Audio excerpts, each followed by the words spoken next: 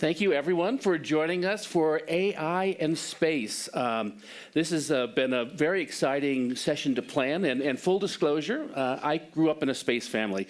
My dad was a rocket engineer working on the Titan platforms, working on the solid rocket boosters that turned an ICBM into a lifting vehicle. First to launch generations of communication on observation satellites, then launching Viking to Mars, and then Voyager to the outer planets and beyond, and now carrying out the first 700 kilograms of human-made matter outside of the solar system. So very exciting for me to bring together this cross-section. And as you might notice, we have an open chair here. We are adapting. I think there might have been a conflicting speech or something happening somewhere else in the Congress Center. So hopefully Philip will be able to join us. But if not, then we have lots of great material to cover at that intersection of space. When I think of space, I think of our own human intelligence and how much of our history, our understanding of our relationship to the divine, to the universe, started because we observed. We looked out, we looked up, and we wondered why. How is it different? How is it the same? And now we see ourselves crafting artificial intelligences and trying to understand that interplay between them. When you have technologies, sometimes you see technologies and they really don't have anything to do with each other. But when we talk about AI in space, there's just so much potential for these to be alternating lever and fulcrum, each one raising the potential to return to society because these technologies are being utilized together. So I'm going to ask my panelists to introduce themselves and give you a brief introduction about their role in this conversation. Samantha, could you start? Absolutely. Good afternoon. An honor to be here. Thank you very much for the invitation. My name is Samantha Cristoforetti. I'm an astronaut with the European Space Agency. Have been for a while, since 2009. Had the privilege and the fun as well of serving twice as a crew member of the International Space Station for a long-duration flight, about 6 months each time. And in the last couple of years, I've also been heavily involved in spacecraft development activities. We're trying to develop transportation capabilities in Europe, sovereign. I'm here primarily to learn from this amazing panel, but also to share a little bit of insight in where we think AI can help in our activities with the European Space Agency, and maybe with a little bit of an extra focus on what I do for a living, which is astronautics, or exploration, as we say. Fantastic. Mark? Good afternoon. I'm Mark Mozena. I'm with Planet Labs, which is a Earth imaging company based in San Francisco, but also based in Berlin. And I apologize for my fellow resident of Washington, D.C., causing all the issues today. So hopefully it'll be smooth logistics for everyone from here on out. Planet, for those who don't know, we're the largest Earth imaging company in the world. Our shtick is that we image the whole world every day. So all the land and near coastal areas, we have a new image every day.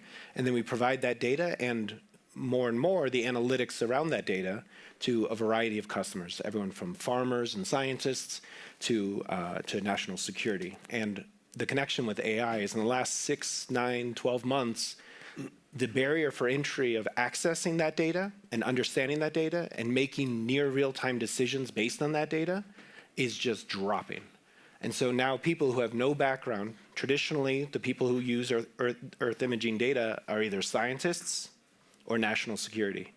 But everyone else who are not experts in geospatial data have not had that kind of access. But now with AI, the ability for them to understand that data and make better decisions from that data, whether it be about wildfires or farmers or water management or city planning or regulatory affairs, is now accessible. So I look forward to our conversation. Fantastic. Bernhard? Okay, yeah. Hello, everyone. My name is Bernhard von Weyhe from ESA Media Relations, from the European Space Agency also. And first of all, I would convey the greetings from the Director General, Josef Aschbacher, our big boss, who's taken at another event right now, but who loves the AI house concept, who's a strong believer in AI and who's been in past events here as well. And I'll try my best to support here, together with my astronaut colleague and the other astronaut who's also sitting in the first row, Slavoj Unyansky. And As you know, I mean, ESA is very widely positioned in Earth observation, but also in launch systems, in navigation, in space science, and many technology questions up to encryption and security topics. So there's a lot to discuss today. Fantastic. And if he's able to join us, Philip Johnson is the co-founder and CEO of StarCloud, and they are positing data centers in space. And so hopefully, if he's able to join us, we'll ask him about some of the science, the engineering, and the value of those. But if not, we will still have a great conversation. I'm sorry, I forgot to introduce myself as well. I'm Kirk Fresnicker. I'm the chief architect of HPE Labs and also the director of our AI research team at the labs. So let's jump in. Right now the projection is that the space economy will reach $1.8 trillion in the next 9 years. And that's a World Economic Forum collaboration with McKinsey. That's their estimate. So we all have to ask ourselves, what is driving that economic growth? How will my organization capitalize on that opportunity? How are the new targets and new normal of AI permeating everything we do? How will that go up and permeate our presence in space? So, Bernhard, perhaps I'll start off with you. Where do you see that European ambition for space? What is that ESA vision for growth in the space sector for Europe, and also the outcomes that you expect to derive from your position? Well, first of all, the European Space Agency has been around for over 50 years now. So we have a long record in developing complex European space technology programs, and also to help European high-tech industry and science communities to grow, to get stronger, to get faster, to connect more together in Europe, and also to be competitive on a global scale. And we've just come out of an ESA Ministerial Council in Bremen in Germany, my home country, in November last year, with a record amount of 22.3 billion euros that our 23 member states have invested into ESA. So this is a very strong sign of trust and confidence that they want our R&D organization to help challenge, foster, and develop European high-tech industry. And that is very broad, very varied. This can be the small startup tech company in AI. This can be a big prime contractor to build satellites like Airbus, or Thales Alenia Space, Franco-Italian. This can be mid-size prime contracts like German OHB. This can be national research institutes of our member states like German DLR, French CNES, Italian ASI, and so on. And we have a huge amount of activities that we need to federate to make sure that all the competence across Europe gets together.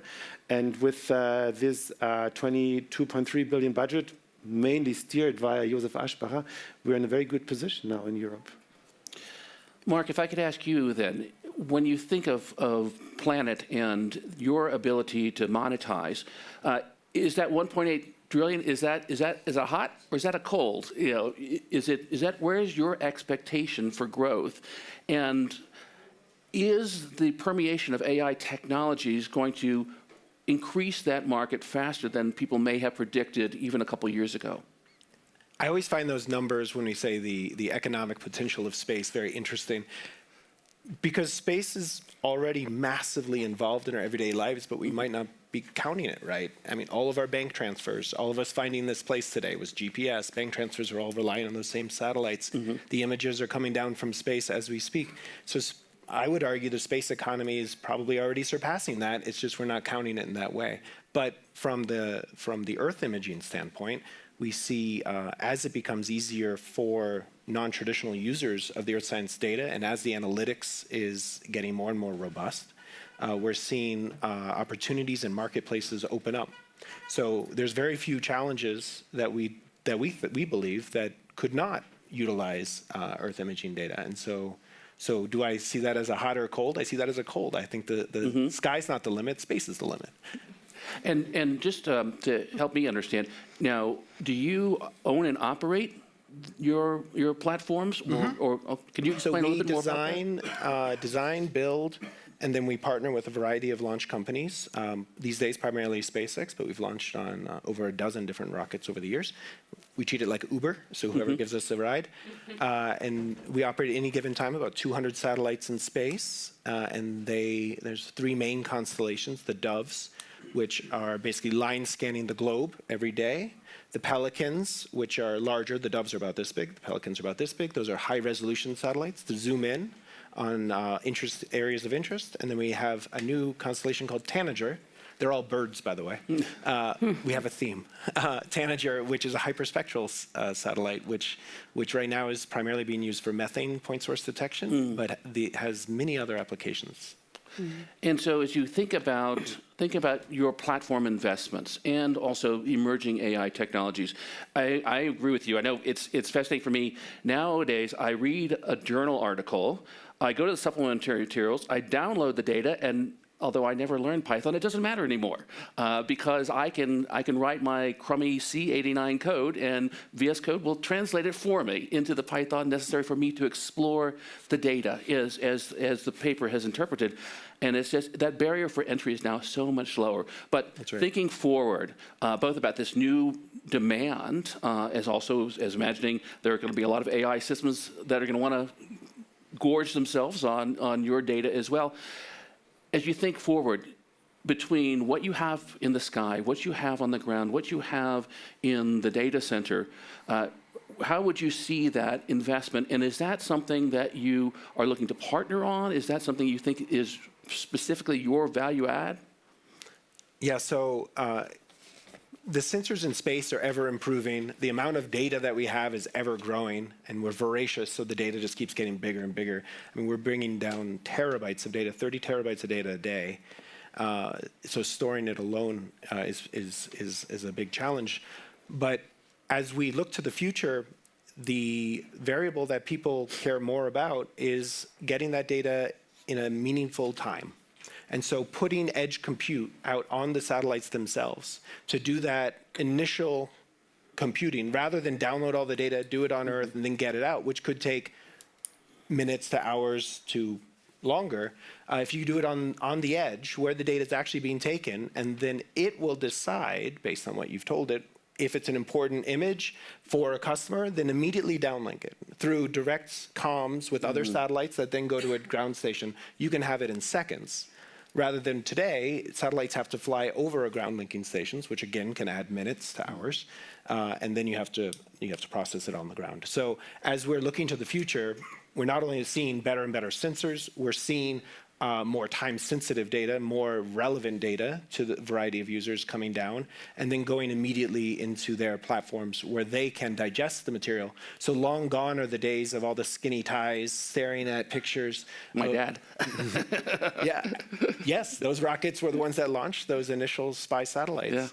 Yeah. And long gone are those days, and now, I mean, we have partners in the national security world, and they don't actually, some of them don't actually even get the images. What they get is the analytics from the image. They don't actually care what it looks like. They care about the data. What changed that I care about? How is it changing? How does that compare to last week, last month, last year? And the last time that change occurred, what did that mean? And sort of that's part of our research at the labs is in understanding novel compute that's ultra low latency and ultra low power, because you want to be able to make those decisions extremely quickly, and you don't want to affect the mission duration. You want to really have, so SWAP is one of our bywords, trying to understand. That's right. One last thing I'll add is, I mean, Philip hasn't joined us yet, but Planet just announced a partnership with Google in which we will be demoing some of the technologies that are involved in a data center in orbit. So can we actually move that aspect of it to space itself? Power's essentially free up there. Cooling is essentially free up there because it's cold. So can we actually put all of that up in space? And that not only helps Earth for removing some power and environmental damages that are growing by the day, but also gets it closer to the data source so we can remove that latency. Although I might challenge you on the free cooling, because at least as far, and please Samantha, you can correct me if I'm wrong, but it's my understanding that if you want to radiate out, you're going to take at least for every square meter of solar panel you have pulling in the energy, you're going to have another square meter of infrared radiator pushing out that waste heat, and so and those are you got to lift them up, and so that that price of escaping the gravity well until we can mine and manufacture. I guess that's when I consider us a spacefaring people, is when we have energy and material harvested in space to create outcomes. But till then, we have to mine and then we have to lift. Right. Yeah, space for the most part is space for Earth. But soon, hopefully, it'll be space for space. So as our manufacturing in space goes for the development of space itself, rather than back here on Earth. But I mean, it's an exciting time for those GPUs and CPUs going up into space. It's very much a demo phase, right? They're not being built at scale yet. But I think it's exciting to explore it and see what the potential could be. And certainly that's part of what we've been doing. We've had our spaceborne system on the ISS for 4 years, for two separate missions. COTS, off-the-shelf GPUs. Now, had to do some care and feeding on how you handled the environment, and obviously we had to adapt ourselves to the power and cooling that was available in the ISS.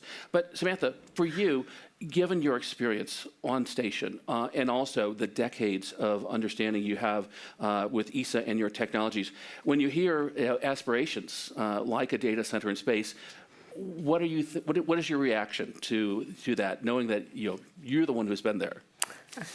So, I mean, I agree that is incredibly exciting. Actually, before I start, I have to say this. I have an incredible admiration for Planet, and I think they don't get their dues because everybody knows about, the mega constellations have become very popular and fashionable with Starlink and Kuipers and the Chinese ones and IRIS². But you guys were truly the first ones who did the deployment of a high number of satellites. I think it was a number of Doves, way before all of this started. So you kicked this all off. So I think you don't get enough credit for that. And I was also personally involved in deploying some of those early Doves. That was more of an experimental, maybe a demo, but to deploy them from the airlock of the space station. Our start came from those experiments. So thank you. Yeah, exactly. So I'm very excited to be on this panel with Mark today. Anyway, but getting back to, data centers in space, I think that's hard. I really think that's hard. I mean, it's an exciting technology. I don't think we're going to see them tomorrow. And I agree with you. Cooling is definitely going to be a big topic. As I said, I've been serving as a project manager for the early stages of development of these vehicles that we're developing in Europe for servicing ISS and then future space stations after ISS. And boy, I mean, space is hard. Getting all of the subsystems to work the way you want in that environment, getting all the power and the cooling budgets and the link budgets to adapt together, it's not easy. So, and once you've got your data center in space, it needs to work, it needs to be reliable because your customers are counting on it, or your national security customers even more so, or I don't know, your early warning services, because maybe you've got that, Planet satellite or another Earth observation satellite, which is relying on that edge computing capability to give an early warning because something really bad is going on. So, that reaching that level of reliability. And then maybe the other aspect that I'm a little bit concerned about that maybe we would have not been talking about like 10 years ago, but in the current context, I mean, it becomes potentially a critical infrastructure that is in a place which is extremely vulnerable. It used to be that you put something in space and it's out of reach and it's fine, right? But I think that nowadays we realize, having critical infrastructures in space can be a vulnerability. So there's a lot of things that have to come together before that becomes a reality. But you got to start. If you don't start, it's never going to come. So. Sticking with you, Samantha. I always think of the motto, ad aspera per ardua, to the stars through struggle. Can you talk to us about your current experience with and how you see AI technologies aiding in the training, in the preparation, and then in the day in, day out life of an astronaut on station? Yeah, so when it comes to training, I mean, we're integrating some aspects of it already today. Maybe not AI directly, but like modern training tools like XR and virtual reality. When it comes to ISS, okay, I mean, let's be clear. ISS, the International Space Station, is not a spring chicken. I mean, it's a legacy. Let's call it a legacy infrastructure, right? So you know, the onboard computers, the infrastructure is those are designs from the 90s. Some things, of course, we've modernized. Some things we're flying, you know, as new developments, like you mentioned, the spaceborne computer. But of course, the infrastructure is what it is. But it's an amazing infrastructure to test, to develop, to try things out. I mean, we're going to miss it when it's gone. I mean, so much just sheer real estate in space, you know, not square feet or square meters, but cubic feet and cubic meters, right, that you can inhabit and use. You know, lots of power, crew members on board, a very established logistics. So it's really an opportunity to get things tested. So what could be useful in ISS in terms of AI? So, okay, maybe the low-hanging fruit is the same thing that we're going to see happening, I think, on the ground, which is agentic support. You know, right now our agentic support is called Houston, right? I don't know. I need to know where to find a torque wrench that, you know, I don't use every day. Where is it? I can look it up in the inventory system, or I can give a call to Houston, and it's like, hey guys, where is it? And you know, and they look it up in the inventory system, and they give me a call back while maybe I drink a coffee or something, and you know, and they tell me where it is. But I mean, of course, in the future, I should just be talking to it, just like I talk to ChatGPT or Grok or whatever today, and say, hey, where's that torque wrench? And in a fraction of a second, I get the answer. So all the knowledge of the space station, not only, let's say, the library knowledge, but also the real-time knowledge, like the real-time awareness, should be embedded in one intelligence that is able to integrate real quickly all that information and give me an answer. And you've just described HAL 9000 and its position in Stanley Kubrick's, All right, I will add one thing: the kill switch. Everywhere, very prominent. It's fascinating that in the Space Odyssey they envisioned exactly that the way that you have a spacecraft that could make a human voyage to the outer planets would be that its internal nervous system was an artificial intelligence that was capable of all that. Right. And certainly I know from our own research, we are still working terrestrially for the most part, except for our spaceborne experiment. But running the exascale systems here on Earth for the U.S. Department of Energy, very complex cyber-physical systems. And right now, we've just actually had a great paper in NeurIPS. Running those instead of with that deterministic, handcrafted, imperative control system that, as you imagine, a lot of things on the ISR. A cadre of LLM agents working together. One is hypothesizing, one is running experiments in a math library and a digital twin, one is doing strategizing and optimization. And so that we're seeing now, really evidence that we can operate complex cyber-physical systems at superhuman levels of efficiency. And certainly also just imagining, now you can take it all with you. You can take all that knowledge, all the knowledge of everyone who contributed to the development of a spacecraft, all of their work summarized into a model that you can have a conversation with. Fascinating. Mark, turn back a little bit more to the potential and also the challenges we have when you can visualize the entire Earth every single day. That's every jurisdiction. That's everywhere around the world. Virtue itself, I got my Shakespeare quote here, virtue itself turns vice being misapplied. Sovereignty can slip into isolationism, and healthy skepticism can become rampant paranoia. And sometimes I feel like AI is just greasing those skids. When you see that space-based, how do you see that space-based intelligent platform that you've crafted and will continue to expand and then connect to more and more people? How do you see that as a unique unifying element? Is there something that you really see as motivating in providing that service? So this is getting very close to the heart of why Planet was created in the first place. The motivation for creating the company. We started out at NASA, born out of NASA Ames in California, and then we just moved to the other side of the fence, and now a private company in a garage, and now up the hill in San Francisco.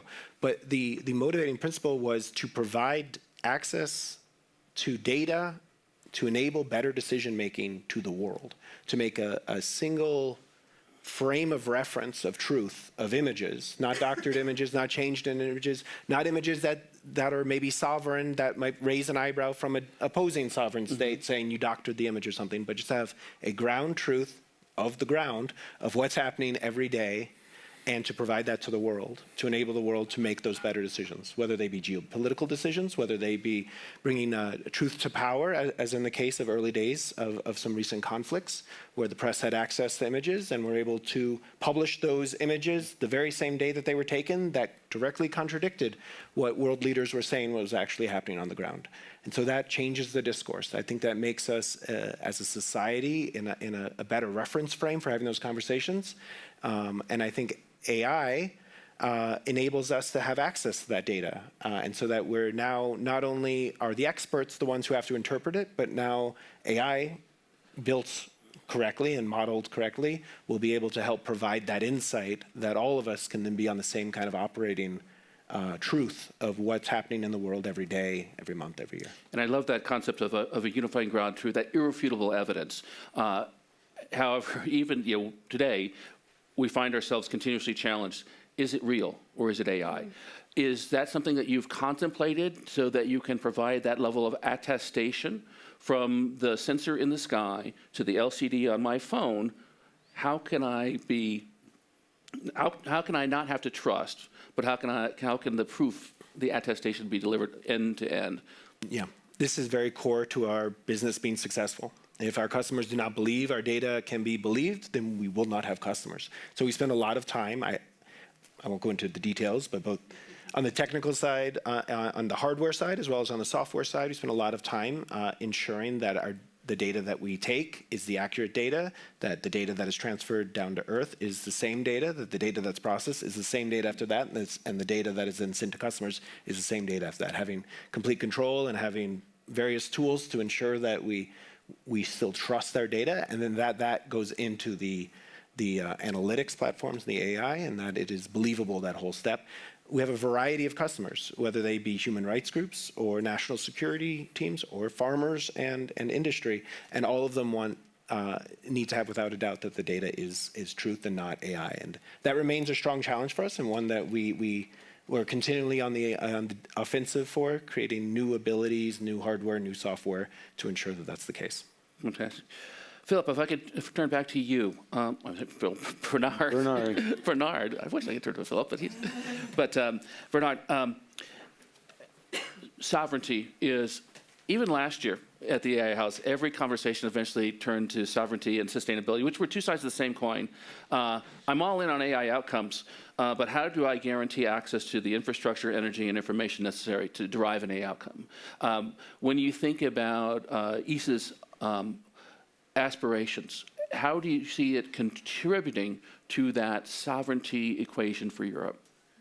Yeah, we hear a lot about sovereignty and autonomy here in Davos.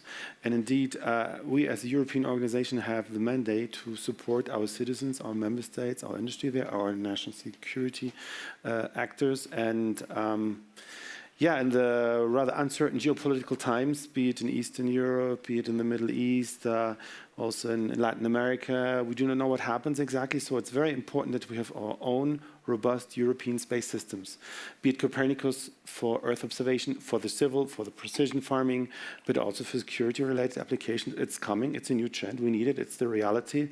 And also Galileo. A lot of people underestimate the importance of Galileo. It's the European satellite navigation system. I'm told by my engineers it's at least as precise as GPS, and it was originally for civil purposes. It was not controlled by the military, and it's highly precise, it's reliable, and you can sign a paper on the availability and the precision of the Galileo signal.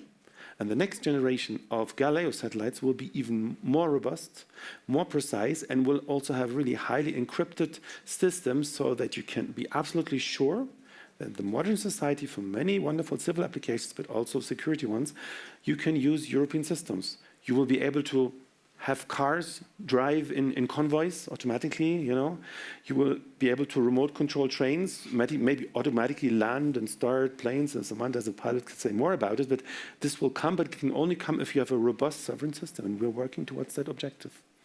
Fantastic. Samantha, return to you. And this is, Bernhard gave me this four-letter acronym, LCRS, the lower, actually it expands out, the LEO Cargo Return Service. LEO being low Earth orbit, so it's a recursive, two-level acronym there. I love it. That's the same thing we would do. That focus on those, understanding how you support long-term on mission, on station. As you see AI evolving, just in our daily lives, do you also see increasing applications for long-duration missions where these will be incorporated more and more? And how would you see that evolving? Yeah. I mean, I think that there's two aspects, and I will speak to LCRS, but just to frame it a little bit in general, specific in my part of the space bubble, which is the sub-bubble, which is exploration, right? We want to go to the moon, we want to go to Mars. Certainly there is this topic that we already addressed, which is this ability to provide real-time support there on the spacecraft. I mean, on ISS, I can call Houston and they can tell me where the torque wrench is, but if I try to call them from Mars, it's going to take a while until I hear back from them, 20 right? minutes or so, right? Yeah. 20 minutes one way. I mean, depending how far Mars is, but it can be a while, so you definitely need the support. Now the torque wrench, maybe I can wait for it, but what if there's a medical emergency and maybe I need some advice or something like that, right? So you don't want to have to rely on Houston. This is a little bit of future music. I mean, I'm sorry if I disappoint anyone, but there's no one really training for a mission to Mars right now. But certainly we're sending robots to Mars all the time. There's little robots, rovering around Mars as we speak, and we're developing our European one as well.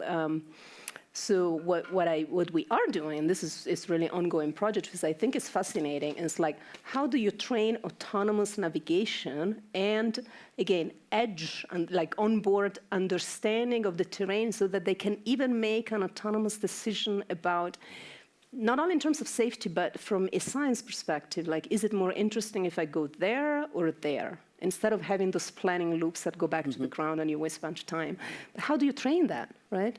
It's not like we have like cars that, you have all of this data that you can gather and then you train your car. And so it's like, where does the data come from? And we actually have projects going on where they basically create sets of synthetic data from what we have, right, from satellite-based imagery of Mars or the moon, and they use that to train the navigation system, which I think is really fascinating. Let's see what the outcome will be. But then, it's kind of like the same issue when they want to, build robots for you that help you out in the house, right? Where do you get this real-world data? So I think those companies also create like little training grounds, like little kindergartens for robots where they can learn how to interact with the world. Well, we have that also for the moon specifically at the European Astronaut Center in Cologne. We have this amazing facility which is called Luna, where we're basically recreating the surface of the moon from the point of view of like the regolith, so this very fine sand. We've got that. From the point of view of the illumination, it's very tricky on the moon because it's either pitch dark or it's pitch light. There is no air that kind of diffuses the rays of light. And where we want to go to the moon in the South Poles, it's very low. Imagine the sun being always there kind of close to the horizon, those very, very long dark shades. It's very tricky for navigation. So we can actually simulate that in a real hardware environment and validate that training that you've done on the synthetic data. So I think that's really fascinating. I might be talking too long. I mean, I can speak a little bit more about AI in general for a space hardware development, but you might also want to move on.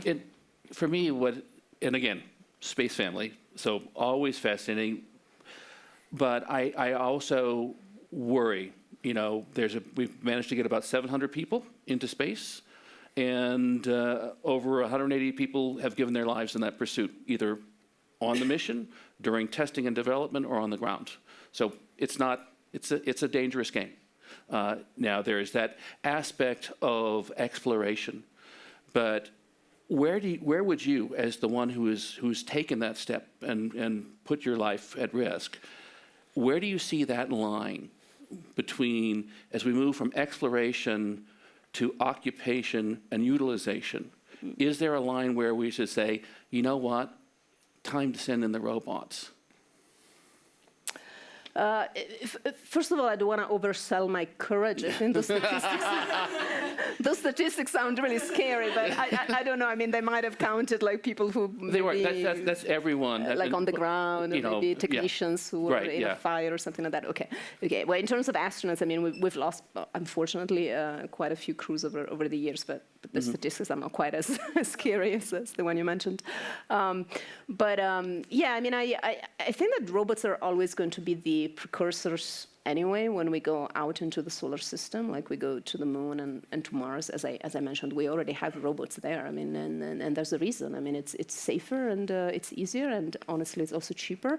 And it makes sense because then they can really scout out the place and do all that early precursor work based on which then you can build a mission scenario, mission concept, which is not quite as scary in terms of your possibilities of being successful or at least survive the mission.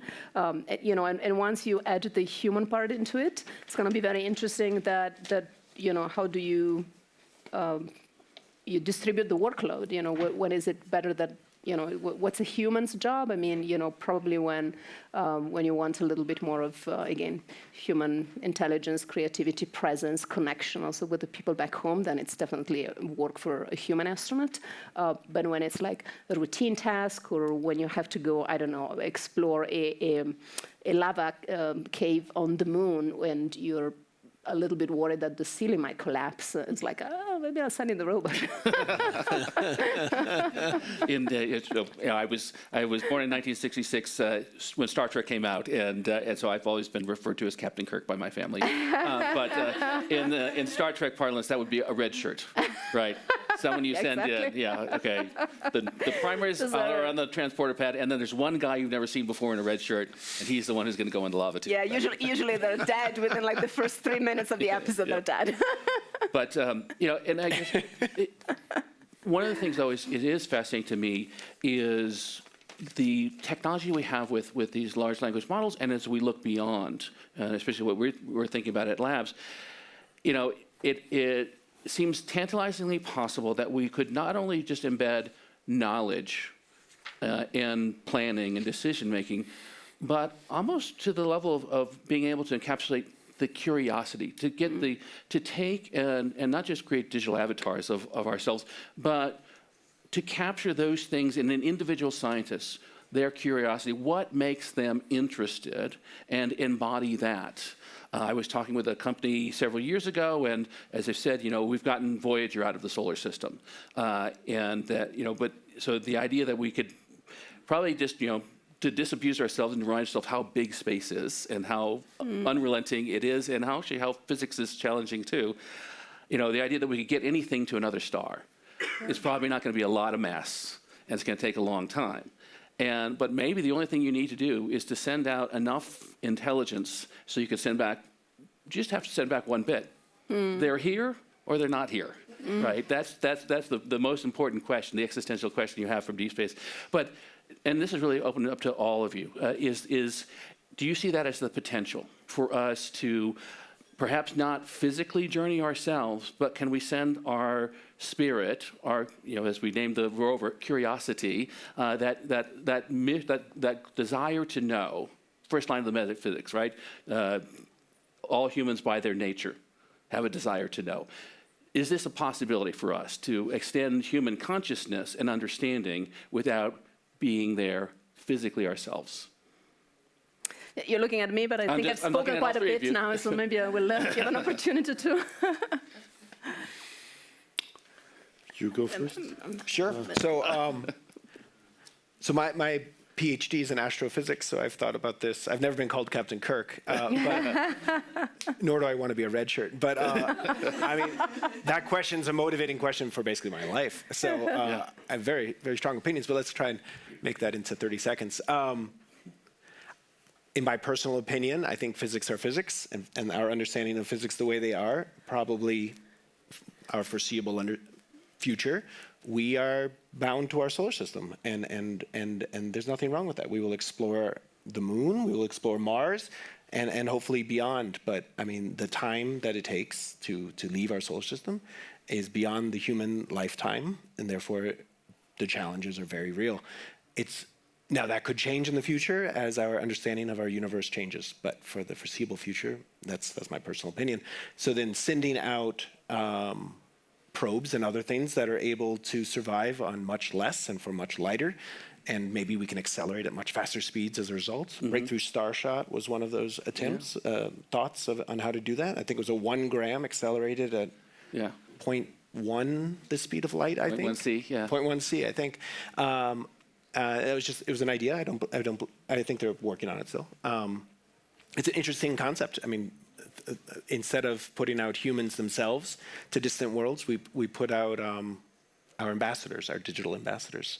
I think realistically, that's probably the way we'd go for the foreseeable future. Yeah, and you know that's the other thing that's on Voyager, right? Is the golden is the golden record, and I think of that mission not only because it's us pushing forward and at least extending that human presence out, but of course they also, as it was leaving, Carl Sagan had him turn it around and take the picture of Earth and its moon, and that was the first time that we had ever, as a species, been able to visualize our complete planetary system.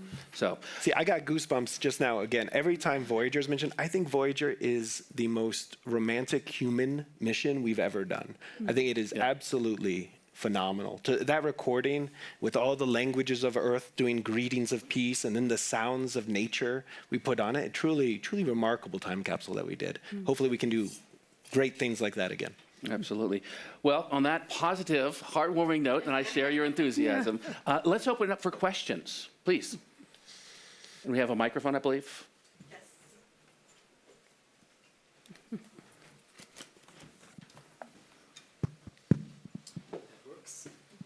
Hi, Nikita Chu, Associate Professor in Space Innovation from Durham University.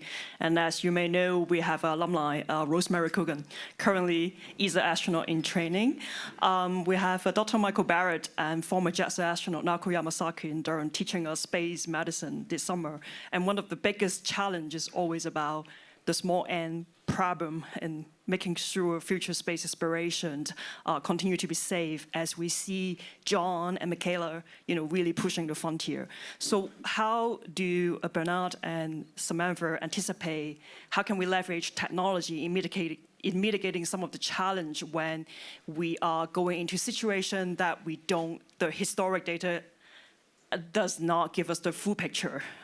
Let's say going back to the original frontiers, like where there are no strong database of historic data, and how important it is to have more international information sharing so then we can have inclusive data as we have a more diverse crew for the next stage of space exploration. From a medical perspective in particular? Or a general space exploration very wise. possibility. Shall I do the little political intro maybe? Something I was going to answer you before as well is that we underestimate the societal, the political value of space. A former director general of ESA even said the cultural aspect of space. When you have Samantha on the space station doing research up there in zero gravity and beaming down to students on the ground via video link what she's doing up there, she can inspire so many people. I've seen it again and again. I try to be very factual and sober, but I see every time when you have an education event, you have astronauts on stage, it triggers a positive vibe into everybody, and we need this in those difficult news times, some more positive stories that inspire people. And I have the pleasure to work in communications for many years at ESA, and it's always a privilege to work with the astronauts, but also Earth observation. You guys, you look at climate change. We only have one planet. We have no planet B. We need to look at this. You produce also beautiful, beautiful pictures. I have them in my office at the wall, those pictures. And you work on precision farming. You optimize, food production in the end. And you help in humanitarian disaster situations. So these are things that have a very strong societal value. And part of ESA strategy is also peaceful international cooperation. Science diplomacy is very important. This is why our Director General is here for 1 week, talks with a lot of top-level decision makers, also politicians, to see where space can come and where ESA can help to bring humanity together. Yeah, in terms of, there was a lot in that question. Maybe what I can share is in terms of maybe a personal experience. Actually, we had it was 10 years ago. I was working on a project that went a little bit in the direction you're saying, but was very specific on radiation. And it was, I guess, an attempt to an early AI application, because indeed that was really the goal, to try and build a system that would gather all of the information that we have. The physical aspects of the radiation environment and the effect on systems, the data is quite available and is fairly solid and fairly easy to process. But when we're talking about the biological data and the biological end effects, that's where the whole thing collapses. And indeed, one of the reasons is that a lot of the information is considered medically sensitive, it does not get shared, and so on. So I can only share what I kind of perceived as being maybe a concern from your side, that this definitely needs to improve. We got to find a way of protecting the privacy of the people, but sharing that data, because that's what's going to make, especially for radiation topics, right, going on low Earth orbit, we're still quite protected, but if we're talking long duration beyond LEO, then radiation protection and the biological end effects is a huge topic indeed. More questions? There's another question.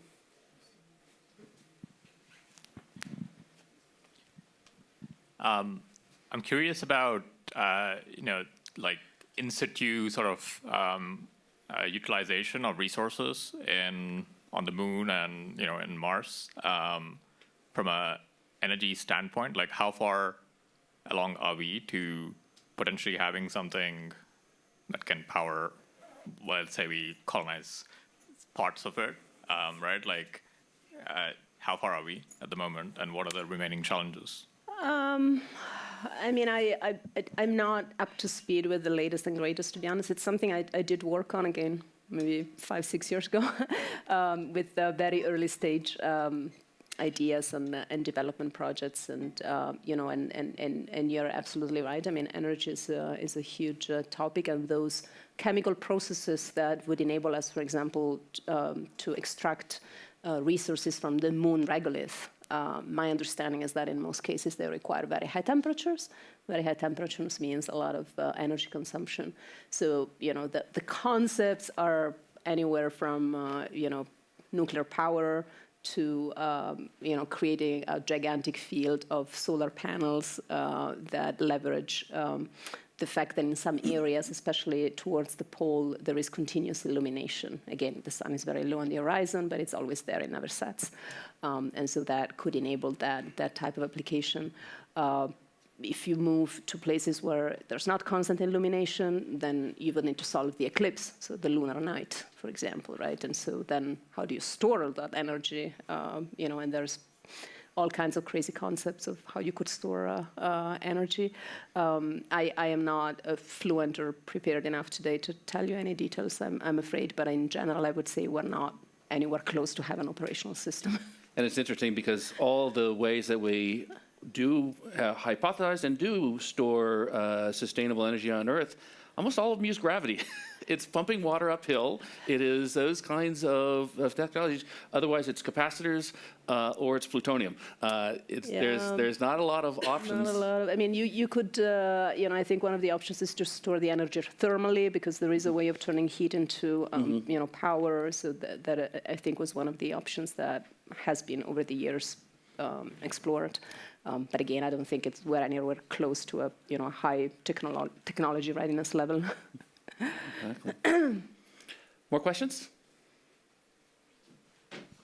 Hi, my name is Alexandros Papadamos. You talked about European sovereignty and how Europe is catching up with developing its own infrastructure.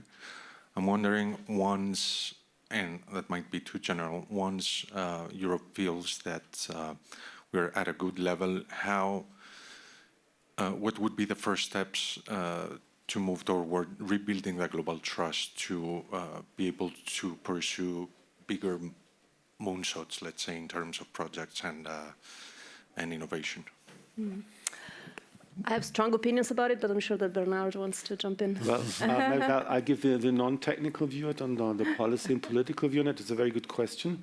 Actually, in Europe, we shouldn't be too shy. We do have highly performant systems already in the area of Earth observation with the Copernicus program, which we've developed for the European Commission in a very strong partnership. We are world-class on this. We are the leading organization for civil Earth observation from space. And we talked about open data. We make this available to the outside audience. Okay, in the last mile, we still need to increase the applications, you know, how the raw data gets to the end user. Yes, we need to improve that. We also have the Galileo navigation system that ESA also developed for the European Commission in a partnership that is world-class and is a sovereign, autonomous European system. We also have, after some challenges, again, our European launcher systems operational. First, we had a long time Ariane 4, Ariane 5. We have Ariane 6 now performing very well. We have the small Vega rocket as well that brings satellites into orbit where we as Europeans can decide when, where, how, and under which conditions we send our satellites into orbit, and also partner satellites. For example, the Kuiper's constellation from Amazon, they were launched with a European Ariane 6 rocket. Did you know that? So we're working on this, and really, again, our gene code is peaceful international cooperation as much as we can. We have decades of cooperation with the Americans. Samantha can say a lot about that in astronautics, but also in the science missions. James Webb, for example, it's a partnership property as well. We have the famous Rosetta Comet Chaser mission, where I had the pleasure to work on ComsWise for 10 years. Had lots of American teams on it and Latin American teams and all over Europe. We work a lot with the Japanese as well on climate missions, on planetary exploration. So there's a lot going on, which is actually positive, where space can bring the nations together peacefully. That's the political side. One last question. Hello, my name is Nanya. I'm running the ESA Business Incubation Program for Switzerland. And I want to address a challenge that we have in Europe, too much fragmentation. For example, we have tons of very innovative startups, also AI, Earth observation, all of that. Often similar between Italy and Germany and Switzerland and the UK and God knows what. What about consolidation, bringing them together, building bigger companies like, for example, a Planet? Do you have any thoughts, any ideas on that? Yeah, I mean, it's not... I mean, the problem is well known, and I don't think it's specific to the space business, right? I mean, the fragmentation in Europe affects all industries. So, I mean, I could be here talking about...